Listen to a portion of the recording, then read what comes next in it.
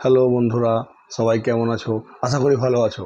সেই সঙ্গে arts with BD চ্যানেলে সকলকে স্বাগত জানাই। সকল শিক্ষার্থী এবং সহ যারা বন্ধুবান্ধব রয়েছে এই চ্যানেলে বা চ্যানেলের বাইরে, তাদের সকলকে আমার এই গ্রুপে বা আমার এই চ্যানেলে স্বাগত জানাই।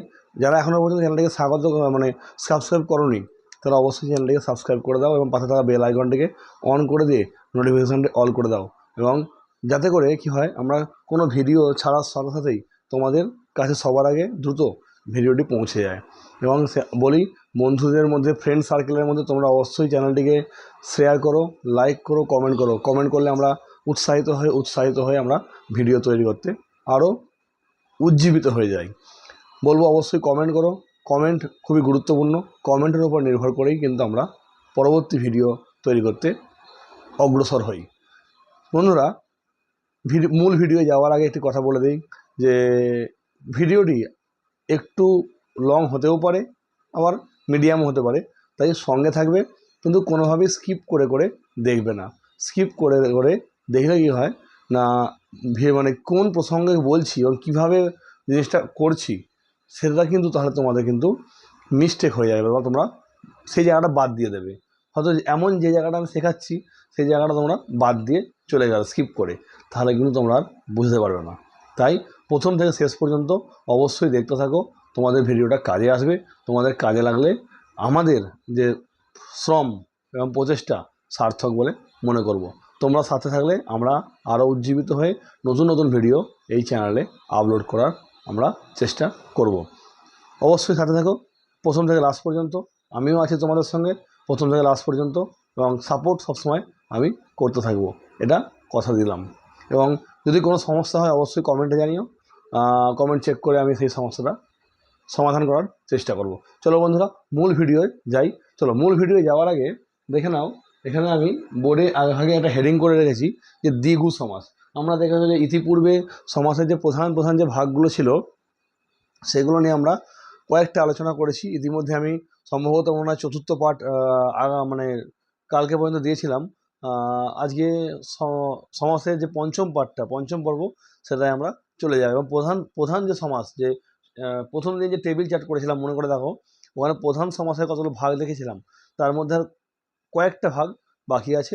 সেই কয়েকটা ভাগ আজকে শেষ করার জন্য একটু চেষ্টা করছি, এবং হয়তো ভিডিওটা একটু লং হতেই পারে।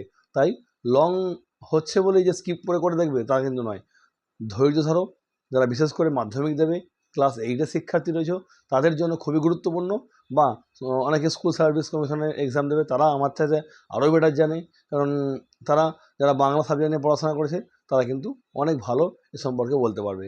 তবে সাথে থাকো, কারণ তোমরা স্কুলে পড়ছো, প্রাইভেট টিউশনে পড়ছো, বই পড়ছো, ব্যাকরণ বই, টেক্সট বই পড়ছো, সেই সঙ্গে এই ভিডিওটা দেখলে কী হয়, তোমাদের বারে বারে রিপিট হয়ে যাচ্ছে। তাতে কিন্তু জিনিসটা আরও তোমাদের কাছে সহজতর হয়ে উঠবে। যাদের কাছে শক্ত মনে হচ্ছে তাদের কাছে কিন্তু এই জিনিসটা শক্ত মনে হবে না, এটা বলতে পারি। চলো দেখো, আমি হেডিং করেছি দেখো, দ্বিগু সমাস। হ্যাঁ, দ্বিগু সমাস এটা সমাসের প্রধান ভাগের মধ্যে একটা পড়ে। অপ্রধান ভাগগুলো আমি অন্যদিন আলোচনার চেষ্টা করবো, আর যদি আজও সময় পাই তাহলে চেষ্টা করবো আজকে মিটিয়ে দেওয়ার। তবে খুব বেশি একদিনে শেখার দরকার নেই। তাতে কি হয়, অনেক বেশি একবারে হয়ে গেলে আমাদের মধ্যে একটা চাপ পড়ে, আর আমরা প্রথমে যা শিখেছি সেটা আমরা ভুলে যেতে পারি। তাই অল্প অল্প করে যদি আমরা চেষ্টা করি বা মানে করি, তাহলে কি হয়, সেটা নিখুঁতভাবে হয়, আমাদেরকে দ্বিতীয়বার আর রিপিট করতে হয় না। চলো শুরু করা যাক। আগে আমরা এর সংজ্ঞা দেখব। এর সংজ্ঞা কী বলছে? সংজ্ঞায় বলছে যে সমাসের পূর্বপদ সংখ্যাবাচক বিশেষণ হয় আর পরপদ বিশেষ্য হয়। কি বললাম? পূর্বপদ কি বলছে? পূর্বপদ হবে সংখ্যাবাচক বিশেষণ, আর পরপদ হবে বিশেষ্য পদ। তাহলে আমি আরেকবার রিপিট করছি এটা সংজ্ঞাটা। না, যে সমাসের পূর্বপদ সংখ্যাবাচক বিশেষণ হয় এবং পরপদ বিশেষ্য পদ হয়, সংখ্যাবাচক বিশেষণ হচ্ছে পূর্বপদ আর পরপদ হচ্ছে বিশেষ্য পদ হয়, তাকে আমরা বলি দ্বিগু সমাস বন্ধু। তাহলে এবার হচ্ছে একটা উদাহরণ দিলেই আমরা বুঝতে পারবো যে এটা কীভাবে এই জিনিসটা হয়ে দ্বিগু সমাসে আসছে। আমরা যেটা উদাহরণ দিই, দেখো ত্রিভুবন, ত্রিভুবন কথাটা হচ্ছে কিন্তু কি, ত্রিভুবন কথাটা হচ্ছে সমস্ত পদ। এবার এটাকে আমরা ব্যাস বাক্য যদি করি কি লিখব, ত্রিভুবনের সমাহার, ত্রিভুবনের সমাহার। আর একটা জিনিস মনে রাখবে যে দ্বিগু সমাস, বিশেষ করে সমাহার দ্বিগু বলে যে সমাসটা রয়েছে তার ব্যাস বাক্যের লাস্টে কিন্তু এই সমাহার শব্দটা আসে। সমাহার মানে হচ্ছে সমষ্টি। এবার দেখো এটা হচ্ছে পুরোপদ, ভুবনটা হচ্ছে পরপদ, আর এটা সংখ্যা বোঝাচ্ছে, তাহলে এটা হচ্ছে সংখ্যাবাচক বিশেষণ, যেটা বললাম সংজ্ঞায় যে পুরোপদটা হবে সংখ্যাবাচক বিশেষণ আর পরপদটা হবে বিশেষ্য পদ, পরপদটা হবে বিশেষ্য পদ। তাহলে এটা হচ্ছে ত্রিভুবন, ত্রিভুবনের সমাহার ত্রিভুবন। ওকে, আবারও বলছি, যে সমাসের পুরোপদ সংখ্যাবাচক বিশেষণ হয়, এই দুটো কথা মাথায় রাখবে, সংখ্যাবাচক বিশেষণ হয় আর পরপদ বিশেষ্য পদ হয়, তাকে আমরা বলি দ্বিগু সমাস। আর ত্রিভুবন সমস্ত পদ, ত্রিপুরপদ, পুরোপদটা হচ্ছে সংখ্যাবাচক বিশেষণ, এখানে আগে বলেছি দেখো, আর ভুবনটা হচ্ছে বিশেষ্য পদ, এখানে বিশেষ্য পদ। ওকে, মিলেছে? এই যে দ্বিগু সমাস, তোমরা একটা দেখে নাও, আমি তোমরা দেখতে থাকো, আমি কয়েকটা কথা দু একটা কথা বলবো, যে তাহলে তোমরা সেটা বুঝতে পারবে। কি না, আমি কিন্তু কালকে তোমাদের কয়েকটা প্রশ্ন বলেছিলাম, সম্ভবত 3-4টে কোশ্চেন বলেছিলাম, যে কমেন্ট সেকশনে উত্তর দিয়ে তোমরা জানিও। হ্যাঁ, তো এখনো পর্যন্ত আমার কমেন্ট বক্স চেক করে দেখা হয়নি যে কে কি উত্তর দিয়েছে। তো প্রশ্নগুলো তোমাদের কাছে আছে, এখনো সময় আছে, তোমাদের কাছে, তোমরা সেই প্রশ্নের উত্তরগুলো দিতে থাকো। আমি কমেন্ট বক্স চেক করে অবশ্যই কিন্তু চেষ্টা করব তো যারা ভুল বলেছো তাদের সঠিক উত্তর দিয়ে দেওয়ার, আর যারা সঠিক বলেছো তাদেরকে আমি কনফার্ম জানাবো যে হ্যাঁ এটা ঠিক আছে। তো সেইভাবেই আজকে একটা প্রশ্ন আমি দিচ্ছি তোমাদেরকে, যে এই যে বললাম পুরোপদ সংখ্যাবাচক বিশেষণ, পরপদ বিশেষ্য পদ। তো এখানে একটা প্রশ্ন করি, যে ইতিপূর্বে মানে যে আগের যে ভিডিওটা করেছিলাম ওখানে বলেছিলাম যে সংখ্যাবাচক বহুব্রীহি বা সংখ্যাপূর্বক বহুব্রীহি সমাস। তো পার্থক্য এখানে বলি, পার্থক্যটা তোমরা নিজেরা বলবে কমেন্টে, আমি দেখে নেব। পার্থক্য তোমাদের কাজ দেওয়া রইলো যে সংখ্যাপূর্বক বহুব্রীহি আর দ্বিগু সমাসের মধ্যে পার্থক্য কি। ওকে, কি বললাম, সংখ্যাপূর্বক বহুব্রীহি আর দ্বিগু সমাসের মধ্যে পার্থক্য কি, এই পার্থক্যটা তোমরা আমার কমেন্ট বক্সে জানিও অবশ্যই কিন্তু। এবং এই পার্থক্য কিন্তু মাধ্যমিককে কিন্তু পরে আমি দেখেছি, বা তোমরাও দেখেছো, টেস্ট পেপারে করতে করতে দেখেছো, বা কোনো ইয়ারলি কোশ্চেন ঘাঁটতে ঘাঁটতে তোমরা কিন্তু দেখে থাকবে। চলো, এটা বুঝলাম, পরে আমি আসছি। পরের যেটা আসবো, ত্রিভুবন যেমন লিখেছি, আমি যদি এইভাবে একই অন্য একটা দিই তোমাদের করতে, তাহলে তোমরা অবশ্যই করতে পারবে। যেমন ধরো বললাম নবরত্ন, তাহলে কি লিখবে, নবরত্নের সমাহার। তে মাথা, তে মাথার সমাহার। ত্রিরত্ন, ত্রিরত্নের সমাহার। ঠিক এইভাবে কিন্তু দ্বিগু সমাসটা হয়। তো বন্ধু, দ্বিগু সমাসে কিন্তু দুটো ভাগ রয়েছে, এক হচ্ছে সমাহার দ্বিগু সমাস, সমাহার দ্বিগু সমাস যেটা আমাদের পরীক্ষায় সবথেকে বেশি একটা গুরুত্বপূর্ণ বলা যায়। আর একটা রয়েছে ভাগ তদ্ধিতার্থক দ্বিগু সমাস, তদ্ধিতার্থক দ্বিগু সমাস। এই দুটো কিন্তু আমাদের মনে রাখতে হবে। তাহলে কি বললাম, দ্বিগু সমাসের কটি ভাগ, দুটি ভাগ, একটা হচ্ছে সমাহার দ্বিগু সমাস আর একটা হচ্ছে তদ্ধিতার্থক দ্বিগু সমাস। আচ্ছা, এবার যদি প্রথমে সমাহার এটাই আসি, এটা যদি আমরা আসি, এর সংজ্ঞাটা আমরা আগে জেনে নেব। সংজ্ঞা কি না, যে দ্বিগু সমাসের সমস্ত পদ সমষ্টি নির্দেশ করে, কি বললাম, যে দ্বিগু সমাসের সমস্ত পদরা সমষ্টি নির্দেশ করবে। সমষ্টি মানে কি, একসঙ্গে, বা যোগফল। তো কি বললাম, যে দ্বিগু সমাসের সমস্ত পদরা সমষ্টি নির্দেশ করে তাকে আমরা বলি সমাহার দ্বিগু সমাস। যেমন দেখো, আমি আগেই দেখছিলাম ত্রিভুবন, তো আমি এটা ত্রিরত্ন দিয়ে করি। হ্যাঁ, ত্রিরত্ন, এটা হচ্ছে সমস্ত পদ, তাহলে কি লিখবো আমরা, ত্রিরত্নের সমাহার, সমাহার। আর এই সমাহার দ্বিগু সমাসের ব্যাস বাক্যের মধ্যে আগেও বলেছি সমাহার শব্দটা থাকবে, এটা মানে সমষ্টি। তাহলে দেখো, এই ত্রিরত্ন, রত্নের সঙ্গে এর বিভক্তি আছে, যদি ভাঙি আমরা, রত্ন প্লাস এর বিভক্তি আছে, এই এর বিভক্তিটা মন থেকে জাস্ট ডিলিট করে দাও, দিয়ে ত্রিরত্ন এটা আর এটা যোগ করে সমস্ত পদে বসিয়ে দাও। দেখো ত্রিরত্ন সমষ্টি বোঝাচ্ছে তো, ত্রিরত্ন মানে তিনটে রত্ন একত্রে বোঝাচ্ছে। তাহলে কি বললাম, সমাহার দ্বিগু মানে কি বোঝায়, সমাহার দ্বিগু মানে সমষ্টি বোঝায় সমস্ত পদে। ঠিক আছে, এটা তোমরা মনে রাখবে। এবার দেখো আমরা আসবো তদ্ধিতার্থক দ্বিগু সমাস। এটা কিন্তু মানে খুব একটা আমাদের না দেখলেও চলবে, তবে যেহেতু মানে আমাদের সিলেবাসের মধ্যে রয়েছে তাই আমরা এটা একটু দেখে যাব, কারণ বলা যায় না যে কোন প্রশ্ন কখন কিভাবে আসবে, এসে যেতেও পারে, তাই কোনো জিনিসটাকে কিন্তু এড়িয়ে যাওয়া মোটেই ভালো নয়। তো আমরা দেখে নিই তদ্ধিতার্থক দ্বিগু সমাস কী জিনিস। আগে আমরা এর সংজ্ঞাটা দেখো। সংজ্ঞা কি না, যে দ্বিগু সমাসের সমস্ত পদ সমষ্টিকে, ভুল বলছি, এটা ভুল হচ্ছে, তোমরা একটু ঠিক করে নাও, যে দ্বিগু সমাসের সমস্ত পদ তদ্ধিত প্রত্যয় নিষ্পন্ন শব্দ। কি বললাম, এই যে তদ্ধিতার্থক দ্বিগু কি, সমস্ত পদরা কি বেরোবে, সমস্ত পদরা বেরোবে হচ্ছে তোমাদের, দেখো তোমরা প্রত্যয় করেছো, তদ্ধিত প্রত্যয় আর হচ্ছে কৃত প্রত্যয়, সেই তদ্ধিত প্রত্যয়ের থেকে নিষ্পন্ন শব্দ এখানে কিন্তু আমরা পাবো। হ্যাঁ, কি বললাম, যে দ্বিগু সমাসের সমস্ত পদ তদ্ধিত প্রত্যয় নিষ্পন্ন শব্দ, তদ্ধিত প্রত্যয় নিষ্পন্ন শব্দের সমষ্টি, তদ্ধিত প্রত্যয় নিষ্পন্ন শব্দ দ্বারা গঠিত হয়। কি বললাম, যে দ্বিগু সমাসের সমস্ত পদরা, এটা ছিল সমাহার বোঝাচ্ছে বা সমষ্টি বোঝাচ্ছে, আর এটা কি বোঝাবে, যে দ্বিগু সমাসের সমস্ত পদে তদ্ধিত প্রত্যয় নিষ্পন্ন শব্দ, এটা মনে রাখবে, দ্বারা গঠিত হয়, তাকে বলা হয় তদ্ধিতার্থক দ্বিগু সমাস। এবার বোঝাই যে তদ্ধিত প্রত্যয় কি। তদ্ধিত প্রত্যয় দেখো তোমরা ক্লাস 9-এ সম্ভবত করেছো, আমার ঠিক খেয়াল নেই, সম্ভবত 9-এর সিলেবাসে। আচ্ছা দেখো ওখানে বলেছে প্রত্যয় কয় প্রকার, তোমরা 2 প্রকার, কৃত প্রত্যয়, তদ্ধিত প্রত্যয়। এবার কৃত প্রত্যয় কি, কৃত প্রত্যয় আমি কদিন আগেই বলেছি যে ধাতুর পরে যে প্রত্যয় বসে তাকে কৃত প্রত্যয় বলে, যেমন ক্রি প্লাস সানজ কুরবান, বৃত প্লাস সানজ বর্তমান। হ্যাঁ, তো সেই হিসেবে এইখানে তদ্ধিত প্রত্যয়, তদ্ধিত প্রত্যয় জানবে সবসময় শব্দের পরে বসে, তদ্ধিত প্রত্যয় সবসময় শব্দের পরে বসে, যেমন বলযুক্ত ইয়া বলিয়া, চলযুক্ত ইয়া চলিয়া, ভাবযুক্ত উক ভাবুক, এই ধরনের। তো সেই হিসাবে আমি যদি একটা উদাহরণ দিই, এর একটা উদাহরণ ধরো দিয়ে রইল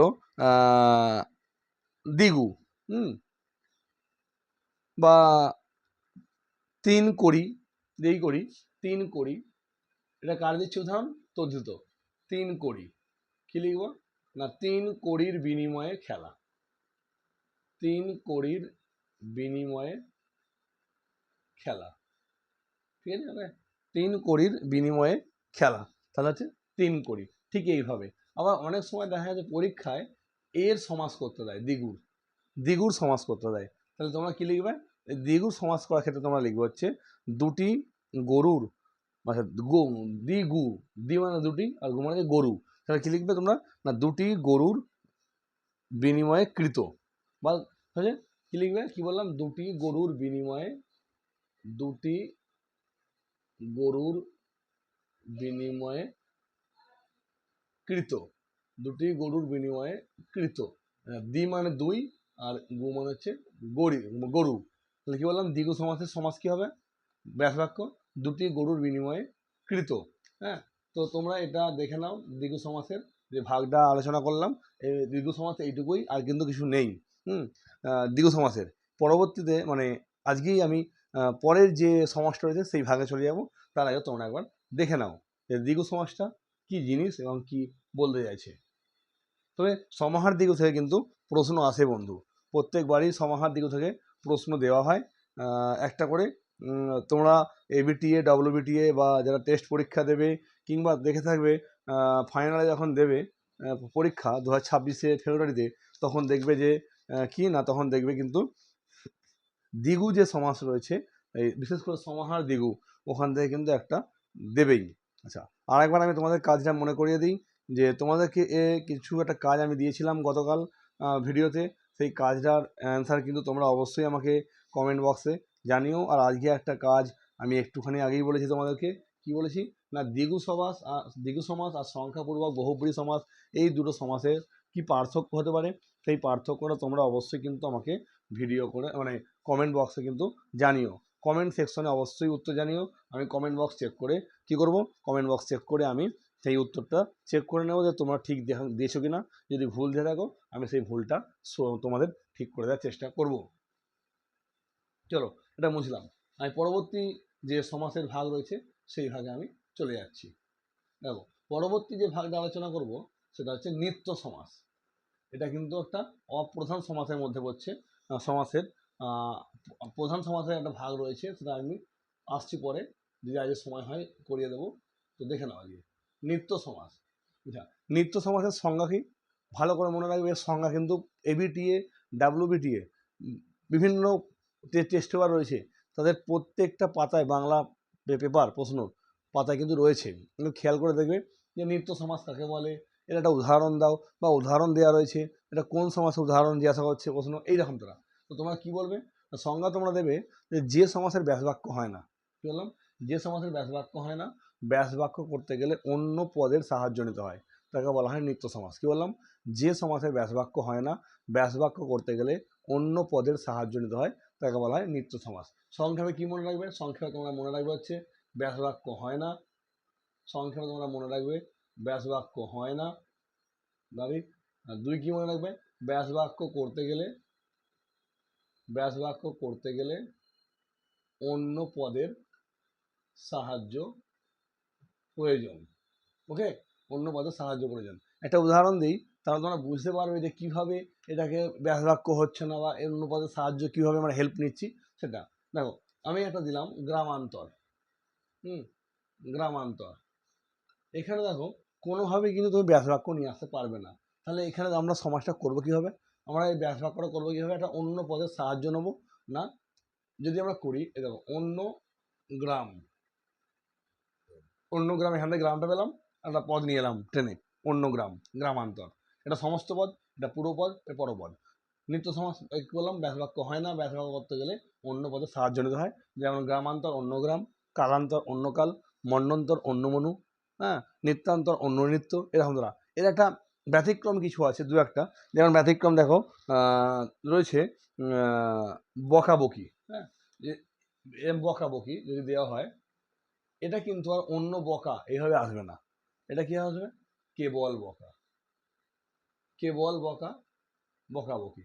ওকে, আর একটা আমি বলছি, সেটা কিন্তু সম্পূর্ণ আমাদেরকে মনে রাখতে হবে। কারণ হচ্ছে এর কোনো যেহেতু হচ্ছে না, মানে ব্যাসবাক্য হয় না, তাই এর কিছু ব্যতিক্রম দু একটা রয়েছে, সেই ব্যতিক্রম দু একটাও কিন্তু আমাদের মনে রাখতে হবে।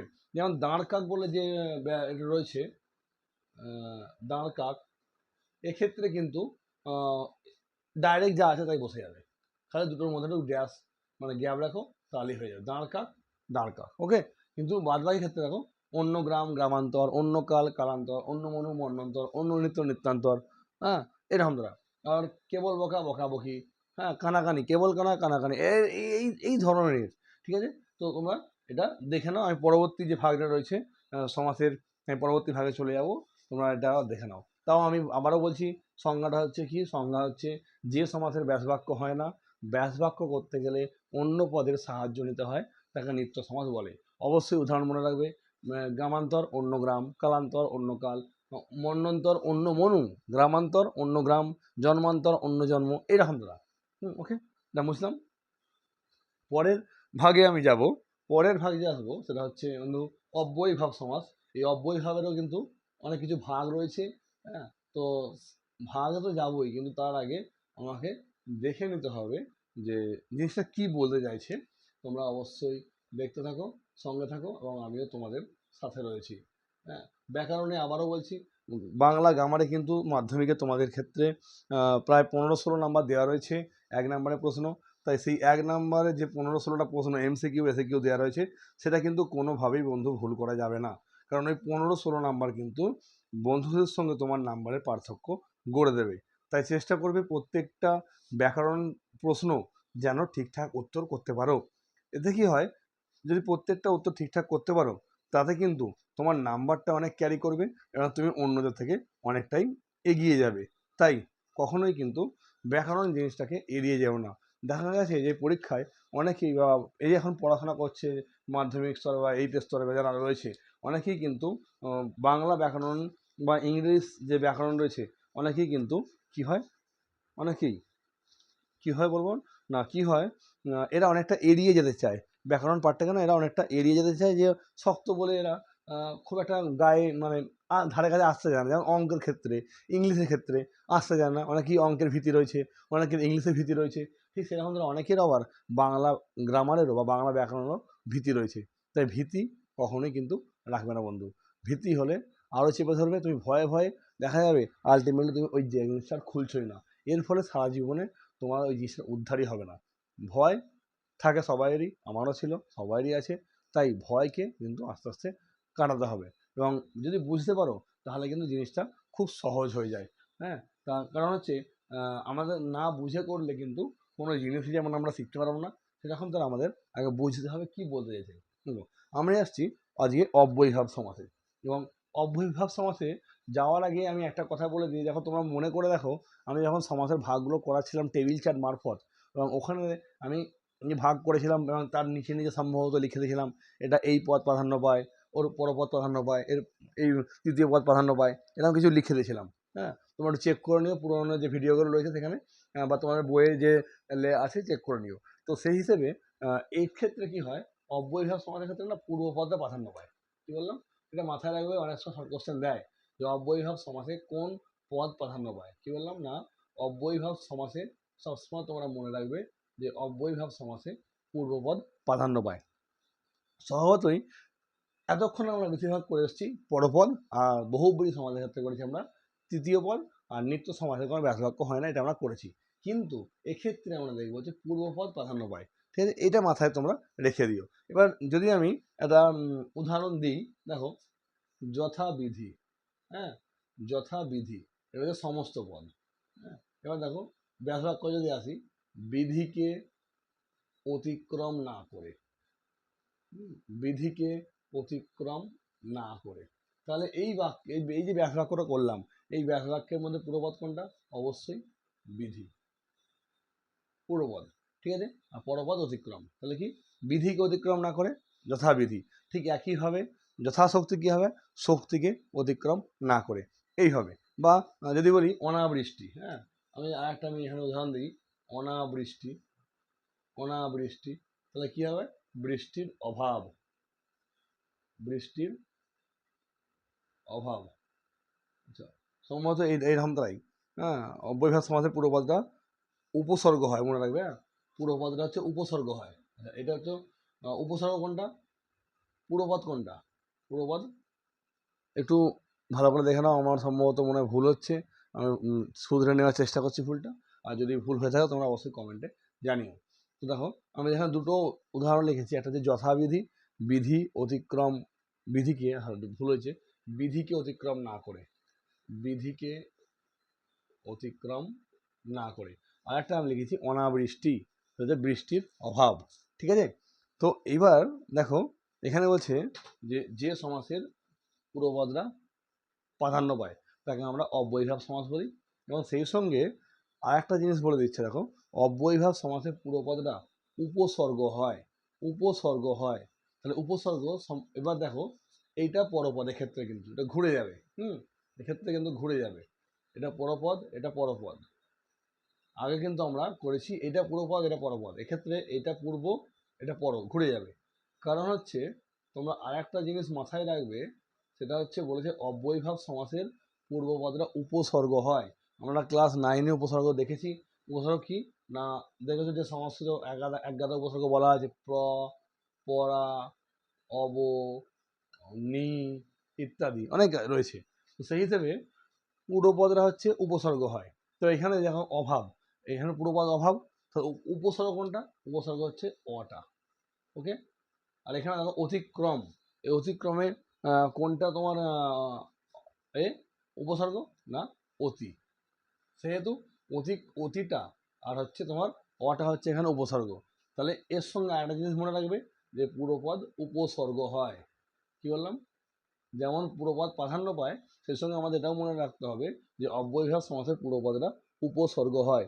এই হিসাবে কিন্তু অব্যয়ীভাব, অর্থাৎ কি বললাম, যে সমাসের পূর্বপদ প্রাধান্য পায় এবং মানে এটা পূর্বপদরা উপসর্গ হয়, তাকে আমরা বলি অব্যয়ীভাব সমাস। তোমরা একবার দেখে নাও, আমি আসছি পরের যে আলোচনা সেটাই। এবার দেখো যে অব্যয়ভাব সমাস আছে না, এই অব্যয়ভাব সমাসের মধ্যে কিন্তু অনেক ভাগও থেকে থাকে, তবে সেই ভাগ অতটা ম্যাটার করে না। কারণ হচ্ছে ম্যাটার করে না আমি এই জন্যই বললাম যে আমি ডাইরেক্ট লিখে দিতে পারি ব্র্যাকেটের মধ্যে। যদি কিন্তু পরীক্ষায় প্রশ্ন চাই যে অভাব অর্থে অব্যয়ভাব সমাস আলোচনা করো, বা অভাব অর্থে অব্যয়ভাব সমাসের একটা উদাহরণ দাও, হ্যাঁ, সামীপ্য অর্থে অব্যয়ভাব সমাসের একটা উদাহরণ দাও, সেক্ষেত্রে কিন্তু একটু জিনিস অন্য হবে। তবে এই আলোচনার সুযোগ যেহেতু আছে, আমি সেই আলোচনা আজ একটু বলেই দিই। প্রথম যদি আমি দেখি, প্রথম বিভিন্ন অর্থে যে অব্যয়ভাব সমাস হয়, যেমন দেখো এখানে আমি লিখেছি অতিক্রম। এটা হচ্ছে অনতিবৃত্তি, অনতিবৃত্তি সূত্রানুসারে বা অনতিবৃত্তি অর্থে। কি বললাম? এই যে অতিক্রমটা লিখেছি, এটা হচ্ছে অনতিবৃত্তি অর্থে, অনতিবৃত্তি অর্থে। ঠিক আছে? তো আমি এটা ছক মতো করে দিচ্ছি, তোমরা সেটা মনে রাখবে। তাতে কি হবে, তোমাদের আরো সুবিধা হবে মনে রাখার, এবং করারও কিন্তু সুবিধা হবে। যেমন যদি ব্যাস বাক্যের মধ্যে অতিক্রম থাকে, তাহলে সেটা হবে অনতিবৃত্তি, অনতিবৃত্তি অর্থে। হ্যাঁ, অনতিবৃত্তি অর্থে। কি বললাম? যদি অতিক্রম থাকে, তা সেক্ষেত্রে কি করবে তোমরা? অনতিবৃত্তি বা অতিক্রম না করে, আরো ভালো হচ্ছে মনে রাখার জন্য, অতিক্রম না করে যদি ব্যাস বাক্যের মধ্যে থাকে, তাহলে কিন্তু ওটা হবে অনতিবৃত্তি অর্থে। বা যদি বলেও দেয়, বা যদি বলেও দেয় যে পরীক্ষায় যে অনতিবৃত্তি অর্থে একটা অব্যয়ভাব সমাসের উদাহরণ দাও। কি বললাম? যদি পরীক্ষায় বলে দেয় যে অনতিবৃত্তি অর্থে অব্যয়ভাব সমাসের উদাহরণ দাও, তখন তোমরা কি বলবে? তোমরা বলবে যে যেমন যথাবিধি, বিধিকে অতিক্রম না করিয়া, যথাশক্তি, শক্তিকে অতিক্রম না করিয়া, এরকম তারা। পরের যে ভাগটা আছে সেটা ব্যাপ্তি অর্থে অব্যয়ভাব। হ্যাঁ, যে ব্যাপ্তি অর্থে, অর্থাৎ ব্যাপ্তি অর্থে অব্যয়ভাব। ঠিক আছে? ব্যাপ্তি অর্থে অব্যয়ভাব। এক্ষেত্রে ব্যাস বাক্যের মধ্যে কি আসতে পারে? এক্ষেত্রে ব্যাপ মানে ব্যাস বাক্যের মধ্যে পর্যন্ত ওয়ার্ডটা আসবে। হ্যাঁ, তোমরা জানো যে পর্যন্ত মানেই কিন্তু ব্যাপ্তি। তাহলে কি বললাম? আগেরটা বললাম যদি অতিক্রম না করে ব্যাস বাক্যের মধ্যে আমরা পাই, তাহলে বলবো অনতিবৃত্তি অর্থে। যদি ব্যাস বাক্যের মধ্যে পর্যন্ত পাই, তাহলে বলবো ব্যাপ্তি অর্থে। নেক্সট হচ্ছে যদি ব্যাস বাক্যের মধ্যে আমরা নিকট পাই, নিকট পাই, তাহলে আমরা বলবো সামীপ্য অর্থে। তাহলে আমরা বলবো সামীপ্য অর্থে, সামীপ্য মানে নিকট। যদি আমরা ব্যাস বাক্যের মধ্যে বিপসা মানে বিপসা অর্থে বলি, বিপসা অর্থে বলি, বিপসা মানে তোমরা জানো কি, যদি আমরা ব্যাস বাক্যের মধ্যে পুনঃ পুনঃ পাই, পুনঃ পুনঃ পাই, ঠিক আছে, তাহলে বলবো বিপসা অর্থ অব্যয়ভাব। হ্যাঁ, যদি আমরা আহ, যদি আমরা ব্যাস বাক্যের মধ্যে আর কি পদ পাই, যদি ব্যাস বাক্যের মধ্যে আমরা সেটা আমরা অভাব পাই, অভাব কথা পাই, ঠিক আছে, তাহলে আমরা বলবো অভাব অর্থে অব্যয়ভাব। যেমন দুর্ভিক্ষের অভাব, হ্যাঁ, ভিক্ষার অভাব দুর্ভিক্ষ, ঠিক আছে, যদি বলো দুর্ভিক্ষ, তাহলে কি হবে? ভিক্ষার অভাব দুর্ভিক্ষ। হ্যাঁ, যেমন সামীপ্য যদি বলি, তাহলে ওর এটা বলো ব্যাস বাক্য কি হতে পারে? যেমন হচ্ছে ধরো কণ্ঠের সমীপে, যেমন হচ্ছে সামীপ্য অর্থে, কণ্ঠের সমীপে উপকণ্ঠ, ঠিক আছে, এরকম তারা করে। হ্যাঁ, আর যে রয়েছে যেমন তোমার যোগ্যতা অর্থে রয়েছে, যেমন কুলের যোগ্য, অনুকূল, রূপের যোগ্য, অনুরূপ, এরকম তারা। ঠিক আছে? এইভাবে খুবই সোজা অব্যয়ভাব, এবং চেষ্টা করব পরবর্তীতে যে অব্যয়ভাব সমাসের যে এগুলো রয়েছে সেগুলো নিয়ে একটা ছোট স্বল্প পরিসরে একটা ভিডিও তৈরি করার। তো মেনলি আমাদের কি জানতে হবে এটা, না যে সমাসের পুরোপদটা প্রাধান্য পায় এবং পুরোপদ উপসর্গ হয়, তাকে আমরা বলি অব্যয়ভাব সমাস। আমি ইতিপূর্বে উদাহরণ দিয়েছি, আর এগুলো হচ্ছে অব্যয়ভাব সমাসের কোন কোন অর্থে হয়ে থাকে। এছাড়াও আরও রয়েছে তোমার বিবিধ অর্থে আরও অনেক রয়েছে। তো মেনলি আমরা এই কটাই দেখবো, এই কটা দেখলে মোটামুটি আমাদের হয়ে যায় পরীক্ষায়। তো এইগুলোই আমরা ফলো করব। পরে চেষ্টা করছি যে অন্য যে সমাস রয়েছে সেই সমাজ সম্পর্কে আলোচনা করা যায় কি না, তার আগে তোমরা একবার এটা দেখে নাও। আমি পরবর্তী যে সমাজ রয়েছে, পরবর্তী সমাজের আমি আলোচনায় আসছি বন্ধু। এবং অবশ্যই চেষ্টা করব যদি শেষ করা যায় আজকে সবটা, তাহলে খুবই ভালো হয়, আর না হলে কিন্তু আগামীতে আরেকটা ভিডিও আমাকে মানে আপলোড করতে হবে বা তৈরি করতে হবে তোমাদের জন্য কষ্ট করে। সাথে থাকলে কিন্তু অবশ্যই কষ্ট, সেই কষ্ট মনে হয় না। তো দেখতে থাকো, এটা মুছলাম। পরে যেটা আসবো সেটা হচ্ছে বন্ধু অলোপ সমাস।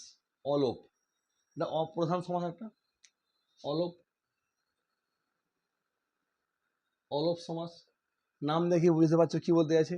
অলোপ মানে কি, যা লোপ পায় না, অর্থাৎ আমি এখানে লিখে দিচ্ছি লোপ পায় না, লোপ পায় না। এবার সংজ্ঞাটা যখন বলবো তখন তোমাদের কিন্তু আরো এটা তৈরি হয়ে যাবে, অর্থাৎ কি বলতে চাইছে তোমরা সেটা আরো ভালো করে বুঝতে পারবে।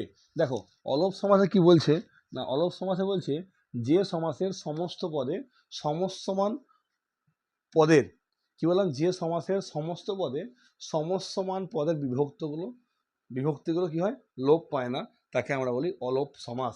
যেমন যদি আমি বলি দেখো পথে ঘাটে, কথাটা সমস্ত পদে, মানে আর ব্যাস বাক্য কি, পথে ও ঘাটে। হ্যাঁ, তো দেখো কি বললাম, যে সমাসের সমস্ত পদে সমস্যমান পদে বিভক্তিগুলো লোপ পায় না। এখানে বন্ধু সমস্ত পদ হচ্ছে এটা, ওকে, সমস্ত পদ এটা, এটা সমস্যমান পদ, হ্যাঁ, এটাও সমস্যমান পদ। এবার কথা হচ্ছে দুটো যখন সমস্যমান পদ আমরা পেয়ে গেছি, হ্যাঁ, এটা ধরো সমস্যমান পুরো পদ, এটা হচ্ছে সমস্যমান পরপদ, এটা সংযোজককারী অব্যয় পদ। সেই সংযোজককারী অব্যয় পদটা আমরা যখন সমস্ত পদে যাব, এটা মন থেকে মুছে দিলাম বা ডিলিট করে দিলাম।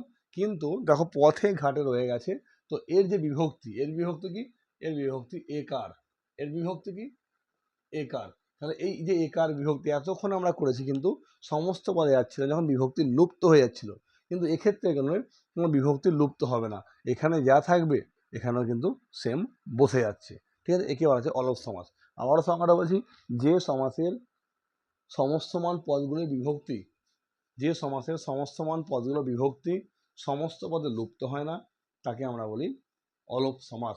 এবার আমরা আসবো অলোপ সমাসের যে ভাগ রয়েছে সেই ভাগে। খুবই ছোট্ট একটা ভাগ, তোমরা দেখে নিয়েছো বোর্ডে আশা করি, আমি এটা মুছলাম।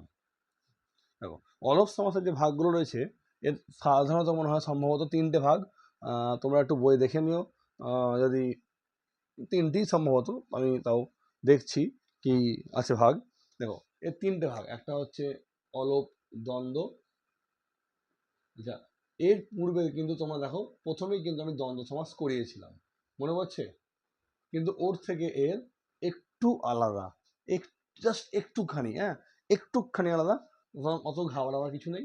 আর একটা হচ্ছে অলোপ তৎপুরুষ, অলোপ তৎপুরুষ, আর একটা হচ্ছে বন্ধু অলোপ বহুব্রীহি। আর একটা হচ্ছে অলোপ বহুব্রীহি। দেখো এই তিনটে ভাগ কিন্তু আমরা অলপ সমাসে পেলাম। তাহলে অলপ সমাস কাকে বলে, বললাম যে সমাসের সমস্তমান পদগুলো বিভক্তি সমস্ত পদে লুপ্ত পায় না, তাকে আমরা বলি অলপ সমাস। এবং আর কি বললাম না, অলপ সমাসের তিনটে ভাগ, অলপ দ্বন্দ্ব, অলপ তৎপুরুষ, অলপ বহুব্রীহি। দ্বন্দ্ব সমাসের নিয়ম তোমরা আগে করেছো আশা করি, পড়েছো, বইয়ে আছে দেখে নিও। হ্যাঁ, তো ভুল হওয়ার কথা নয়। দেখো এর এক্সাম্পল কী হতে পারে, এর এক্সাম্পল আমি একটু আগে দিয়েছি, লিখলাম পথে ঘাটে, এটা সমস্ত পদ, এর ব্যাস বাক্য আমরা কি লিখবো, ব্যাস বাক্য লিখবো পথে ও ঘাটে। তাহলে অলপ দ্বন্দ্ব সমাস, এর সঙ্গে আমরা কি বলতে পারি, যে অলপ সমাসে দ্বন্দ্ব কি বললাম, তাহলে এর সঙ্গে আমাদের কি বলতে হবে না, এর সংজ্ঞা হচ্ছে যে অলপ সমাসে বিভক্তিগুলো লোপ পাচ্ছে না, দ্বন্দ্ব সমাসের যে অলপ দ্বন্দ্ব মানে যে অলপ সমাসের বিভক্তিগুলো লোপ পাচ্ছে না, তাকে আমরা বলি অলপ দ্বন্দ্ব সমাস। হ্যাঁ, যেমন পথেও ঘাটে, পথে ঘাটে। নেক্সট দেখো অলপ তৎপুরুষ, অলপ তৎপুরুষ, তৎপুরুষের নিয়মের মতো সেম, ঘিয়ে ভাজা সমস্ত পদ। ঠিক আছে, এর ব্যাস বাক্য কী হবে, ঘিয়ের দ্বারা ভাজা, হ্যাঁ, ঘিয়ের দ্বারা ভাজা। ঠিক আছে, দেখো এরও কিন্তু বিভক্তিগুলো লোপ পায়নি। এখানে শুধু ঘিয়ের ছিল, এখানে ঘিয়ে হয়েছে, রটা কিন্তু এ হয়েছে, কিন্তু বাজারে কিন্তু একই রয়েছে, সুতরাং এর বিভক্তি কিন্তু লোপ পাচ্ছে না, অলপ তৎপুরুষ। অলপ বহুব্রীহি কি, অলপ বহুব্রীহি হচ্ছে দেখো গায়ে হলুদ,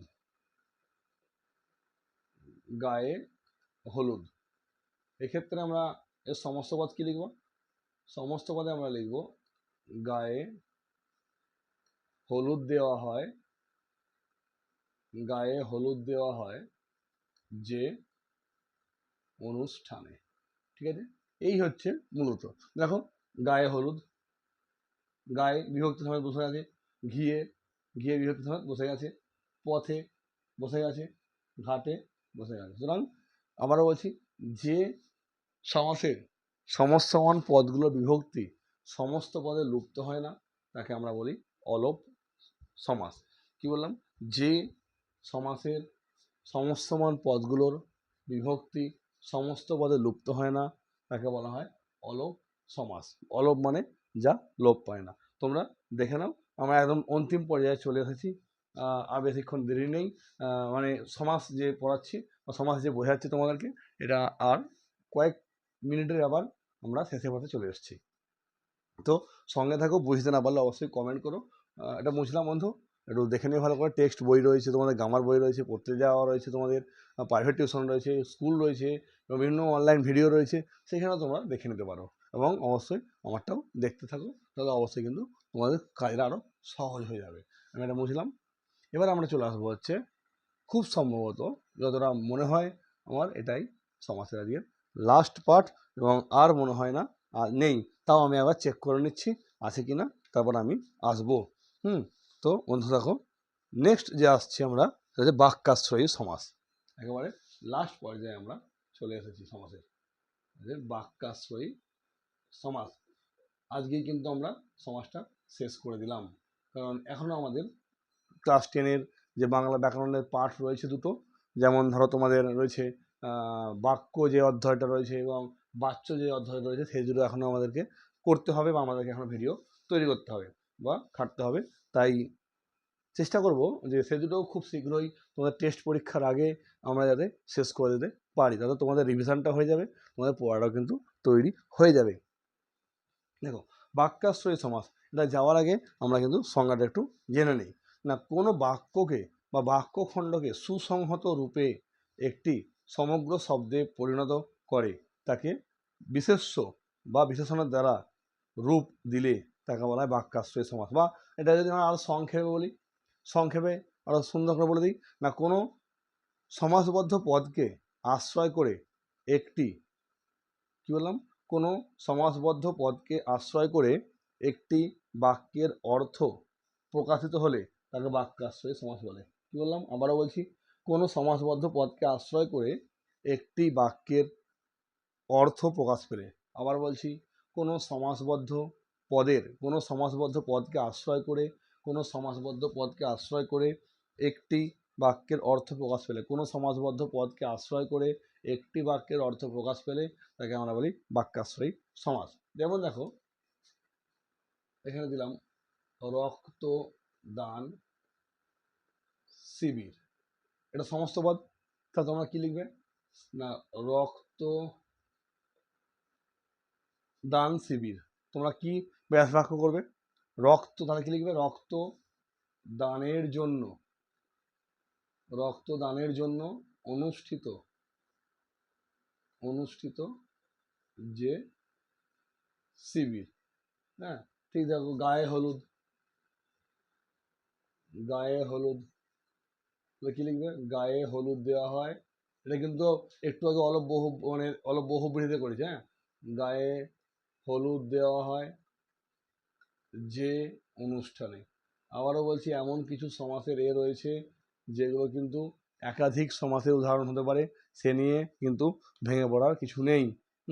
তাই বলবো যে একটু ভালো করে ফলো করে রেখো, যে কোন কোন সমাসগুলো একাধিক সমাসে আসছে সেগুলো একটু নজরে রেখো। দেখো, রক্তদান শিবির, রক্তদানের জন্য অনুষ্ঠিত যে শিবির। গায়ে হলুদ দেওয়া হয় যে অনুষ্ঠানে। এবার তোমরা একবার সংজ্ঞাটা আরেকবার রিমাইন্ড করো। দেখো, বলছে কোনো সমাসবদ্ধ পদকে আশ্রয় করে একটি বাক্যের অর্থ প্রকাশ পেলে। তাহলে সমাসবদ্ধ পদ কোনটা বন্ধু? এটা, এটা। ঠিক আছে, সমাসবদ্ধ পদ।